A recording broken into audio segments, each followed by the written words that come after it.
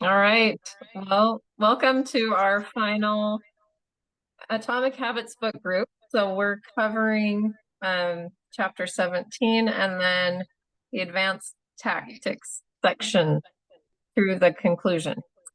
So for chapter 17, this talked about an accountability partner and how that can really change things. And I liked how it talked about the habit contract.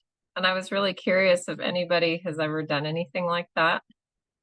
Has anyone ever done like an official habit contract? Curtly does, and she'll do like funny ones with her kids and pay people dollars and stuff. I think it's a great idea. I haven't like thought, well, what do I really struggle with to have the accountability with that? That's kind of cool. Yeah, I thought that was a great idea. Um, let's see. Some of the things that I got out of it talked about how pain is an effective teacher. And like if we experience, something negative right away, like it gets fixed quickly, right? But then if it's usually delayed, it's not as easy to fix. He just said, we'll jump through a lot of hoops to avoid a little bit of immediate pain. Um, and then I just really, love the idea of how like knowing someone is watching can be a powerful motivator. We're less likely to procrastinate or give up. And I mean, I feel that like having a coach, I know a lot of us have coaches, and just like that level of accountability is so helpful. Because in the past, I just never stuck with things. And it's because it's so easy to quit on ourselves. So just having that extra accountability is powerful. So anybody want to share any thoughts or takeaways they had from this chapter? I'll go in a minute. Okay. Anybody? I think your minute's up, Jen. Well, dang it. I was like, I've been working very hard in some areas, and so I haven't had the ability to listen to read with my hands in my book. I've been doing it audibly, and I was exercising this morning, and I was trying to write notes, and I always write notes to my husband. I think it's he's probably annoyed with it, but I just loved the chapter about genes and how much, like GENES, like how much it can play a different within the habits that we create and the success that we find. And some of the things that I liked from that, I was trying to find it in the book real quick, but I just wrote these notes. Are you fulfilling your own potential? The fact that you have a natural limit, genes can make you successful if you've not done the work. Oh, if you haven't done the work. And so the example was like a trainer when you're going to the gym, and he may have a propensity of genes and a family genes to be really good at, weightlifting and so forth. And as you start, maybe you have the propensity and you don't know it, but you'll never know it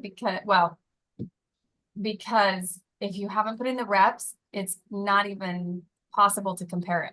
And so I think that that's so important to think of anybody who's successful at something, like how many reps did they put in? They may have a natural propensity to do it, but the reps is so involved in that process. And even in a business standpoint, we might look at people and say they're so successful, but how often are they way more consistent than we are in certain areas, and the areas that count?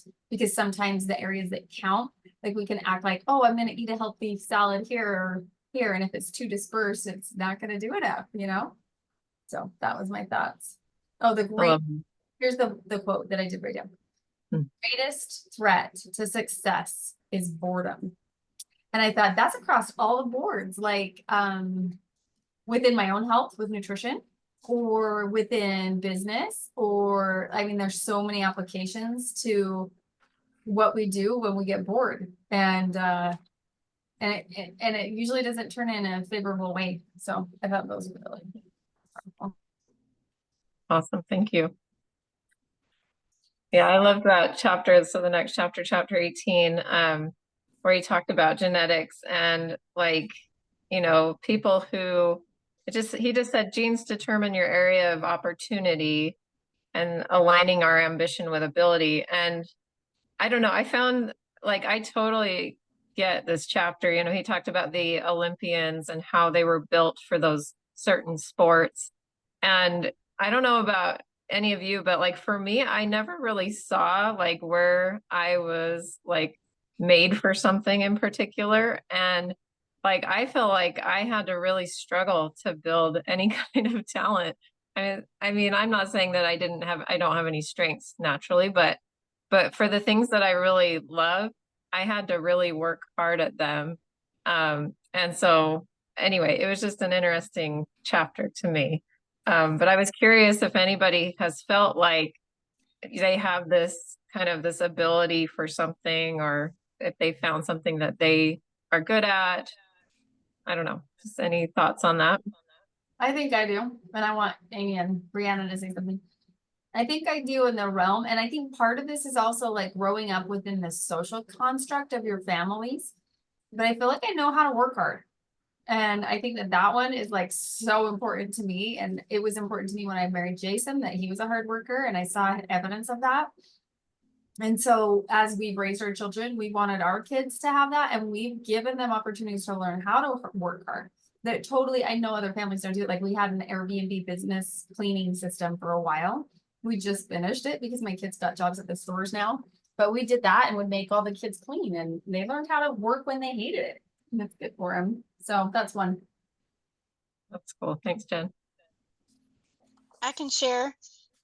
They talked about like doing a personality test. I don't know. Have y'all ever done that or I don't know which one is one they recommend, but there's different areas that they can test to see like where odds are in your favor. And I thought that was really cool because sometimes like we might be trying, and like it's just not in our zone, I guess. And so I guess there's something to it of keep trying, don't give up.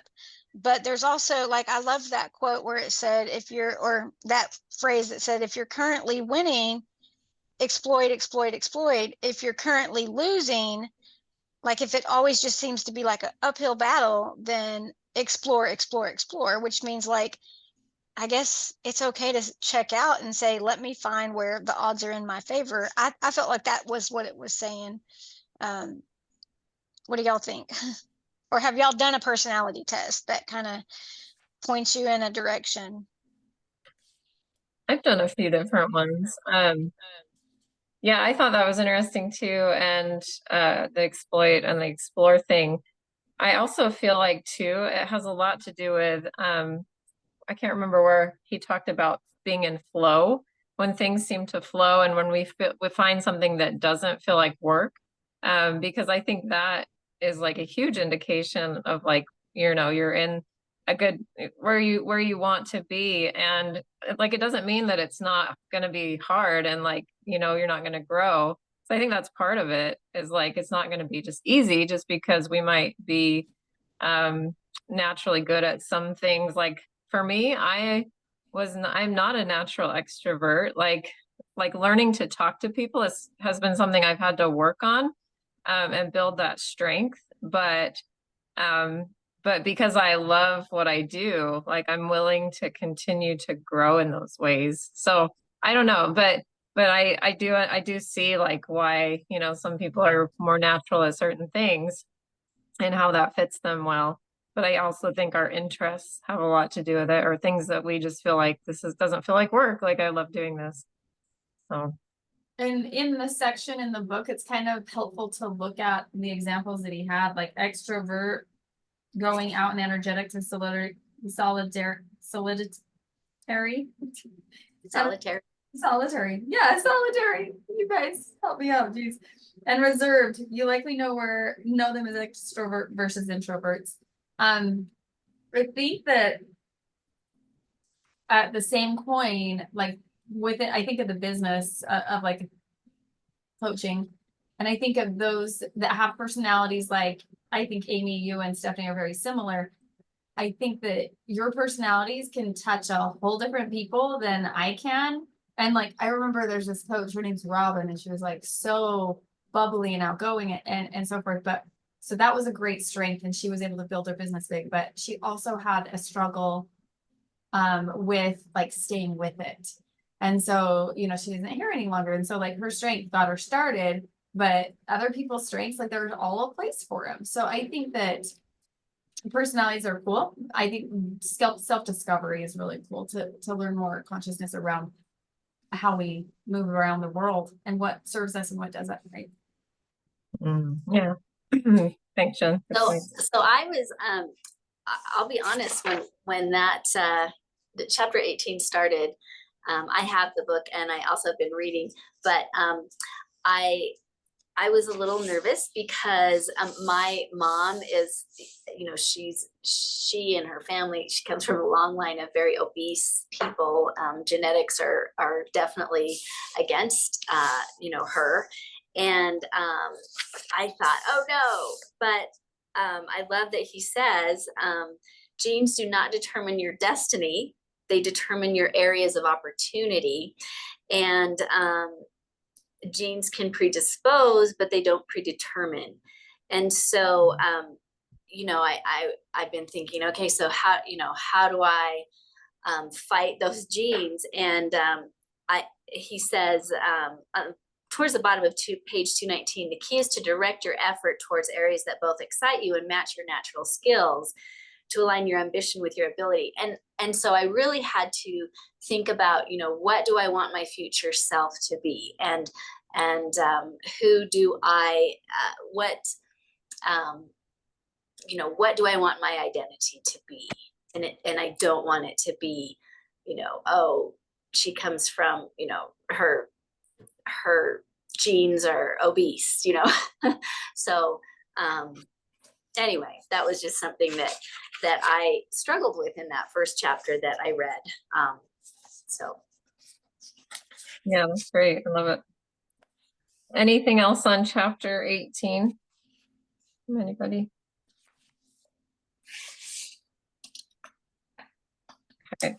Well, and I think, sorry, I just, the other part of that is,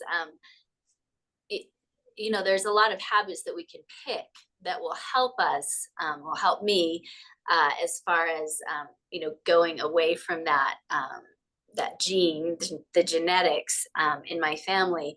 And at the top of page 222, I have highlighted, pick the right habit and progress is easy. Pick the wrong habit and life is a struggle. And so, you know, you definitely have to choose which habits you're gonna put your I guess your work into, so that, you know, that they are easy and they serve you. Awesome. And I think which ones are meaningful, because if it's like you're using the obesity example, like if that's super meaningful, even though it's a struggle, it's like part of the human condition, and it could be worth it too, even though and changing mindset. I think there's a lot of mindset on that. So that's good, but those are my thoughts with it too. Awesome. I wrote down from the end of that chapter, when you can't win by being better, you can win by being different. I like that quote. So chapter 19, the Goldilocks rule. Is there anybody that wants to explain that? Like what the Goldilocks rule means? Sure, I can do that. So it's kind of like, if something is too easy. I mean, he used an example. Was it tennis? One of his examples where if you choose a 5-year-old to play tennis against, well, it's too easy and you're going to get bored. But if you choose a professional, then yeah, it's going to be too hard. So you want to find that just right, just like Goldilocks found the bed and the oatmeal and the whatever that was just right, so that it's enough of a challenge, but you know, and not too easy and not too hard. So yeah, it's a great explanation. Yeah, he said, one of the most consistent findings is that the way to maintain motivation and achieve peak levels of desire is to work on tasks of just manageable difficulty, which is that Goldilocks rule. And then Jen kind of talked about the boredom thing. I just loved this part because I hear one of our mentors talk about it a lot, like how, you have to fall in love with boredom. Like something becomes like so commonplace and it's not exciting anymore, and we're always like looking for the next thing. And I don't know, I don't know about you, but I've seen myself doing this a lot in my life. And so I feel like I never stuck with things for very long until I really kind of found my purpose. And then it's like, just yeah, just like continuing to be consistent is so big. Any takeaways from chapter 19 anybody wants to share?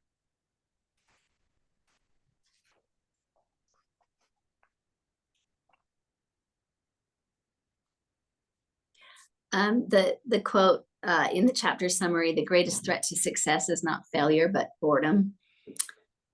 I love that quote. That's good.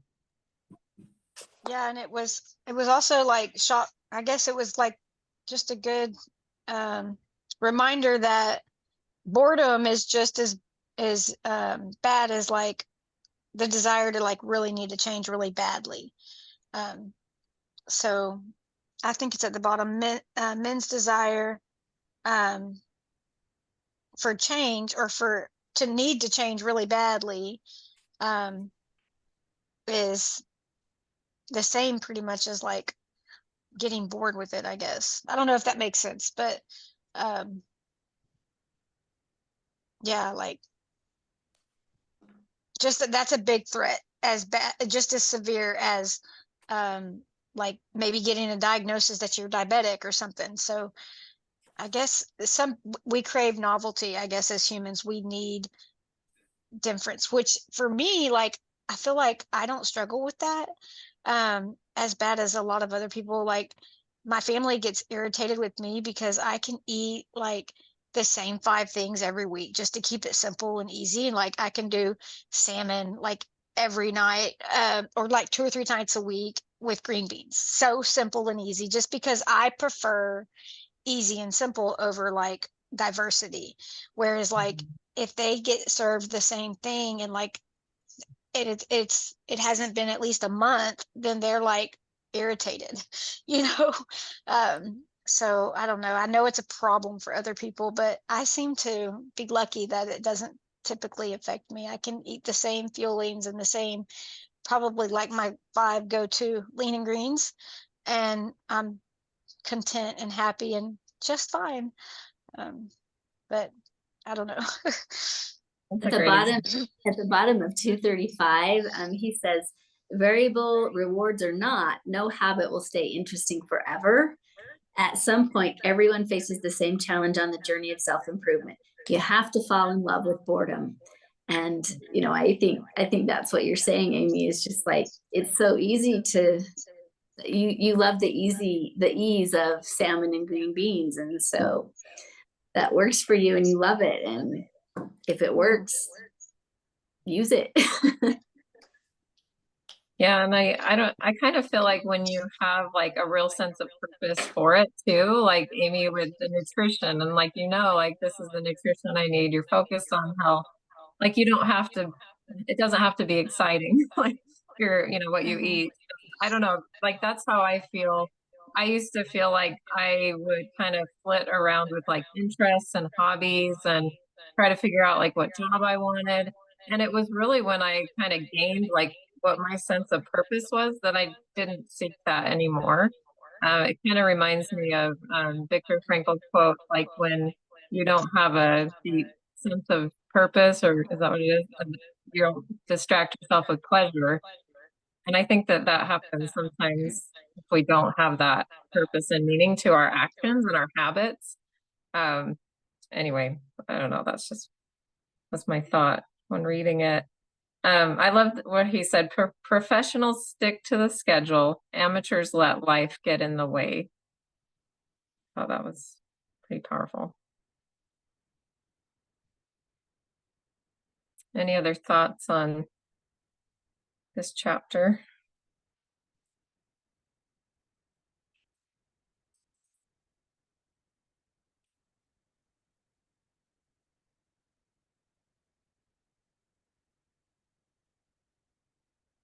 Well, just to end this one, he says, the only way to become excellent is to be endlessly fascinated by doing the same thing over and over. You have to fall in love with boredom, which I think you already quoted that, Brianna. Good one. So chapter 20, the downside of creating good habits.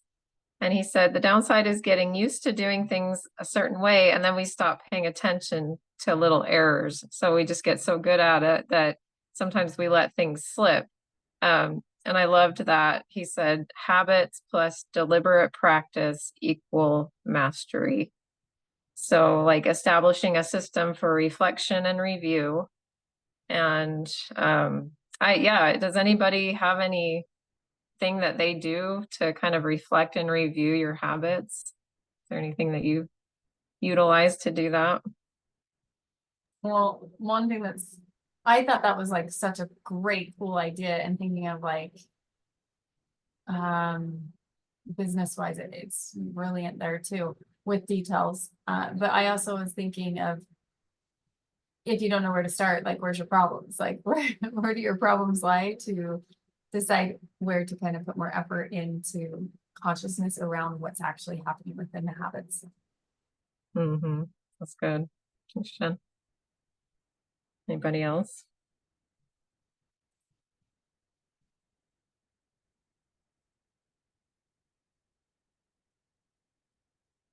I liked the graphs, with the mastering one habit and then mastering a field, just that progression. And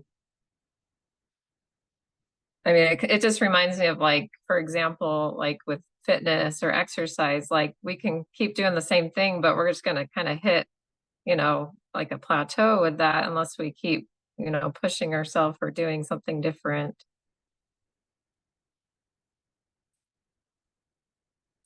Let's see. I liked the part too where he talked about keep your identity small, which he meant, like if we attach ourselves so much to this one identity and then something changes, it can really just break us. And so like keeping things flexible. Let's see, I'm trying to find. That too kind of made me mad, because it's like, yeah, that kind of like, I love pickleball so much, but because my arm's injured, like I am not playing like I used to play every single day, and now it's like once a week or less. And it's been kind of like hard, but I also think I'm like I thought I would like kind of be angry and think about it like constantly, but I haven't. Like I think about other things, like working in my garden, like canning and doing other stuff. So it's not been a huge issue. So as far as like identity, because there's times when I've asked myself, is this a problem? Like, is this too much with pickleball? So it's just kind of, I liked what he said. That's a good example. Um, And then at the bottom of page 248, where he changes the phrase. So instead of "I'm an athlete," becomes "I'm the type of person who's mentally tough and loves a physical challenge." And obviously went through a few of those things. So yeah, so Jen, you don't have to say "I'm a pickleball player" anymore. You can just say, "Hey, I love whatever," until you can get your arm back. I love to be active, doing lots of things. Yeah. That made me think of something else, like the whole talk about like identity thing, which is something I haven't known a lot about myself, but I discovered it a while back. But this was a good reminder of that. I think I have a over attachment style personality to just different things. Like I have these mindsets or things in mind, and it's like I feel like it controls me a bit, because it's a lot of things that I have no control over, like attachment, I guess an attachment style that's not healthy. And because it's putting the power on outside, things to help you feel happy or like content, like, and so you hold on to these things so strongly, whereas like you're not in a space where you can just you know, of course you have a desire or a hope or something, but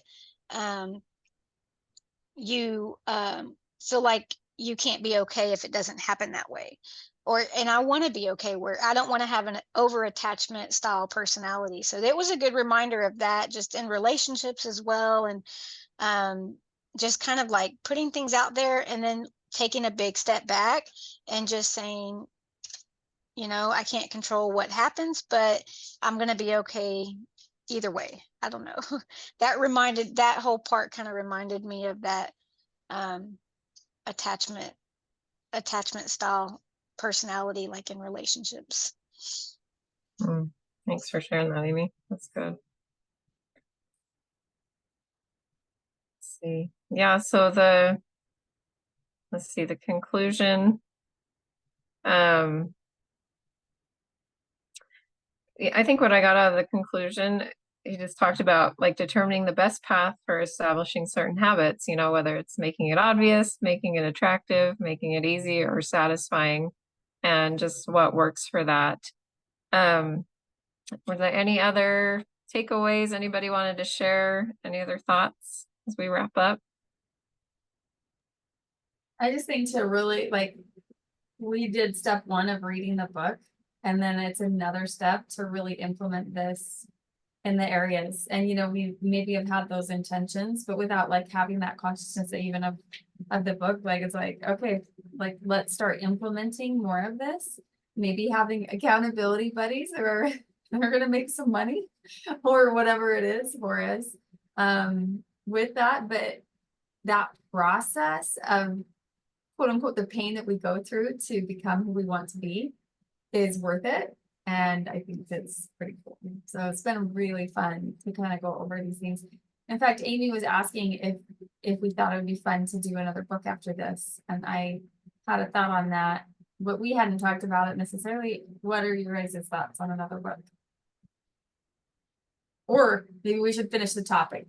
Anybody else have other thoughts about the Atomic Habits book? We'll do that. I loved it, and I'd be all over doing another book. Okay, maybe we can come up with some suggestions, but one that I thought would be really good is Courage is Calling by Ryan Holiday. I haven't read that yet. Or The Power of Consistency. Do any of those sound good? Maybe. Yeah.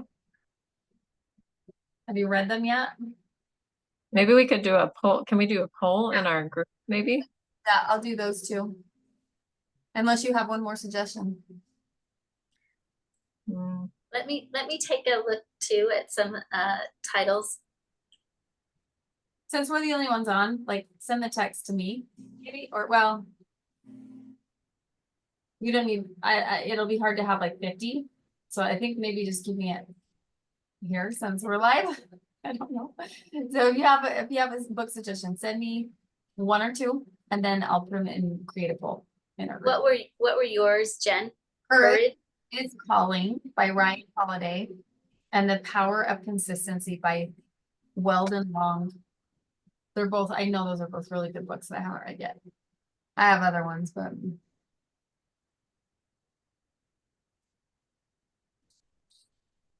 okay. Thanks for leading today, Steph. Yeah, Thanks. thanks. Thanks for joining. Yeah, Thanks. really good. Anything else from anybody? Amy, you good? You're probably good.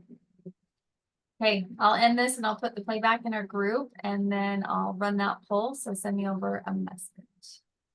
Hey, Thank you, Jen, for doing this and setting this all up. So Yeah, thanks so much. without you guys. Yeah. Bye. Bye.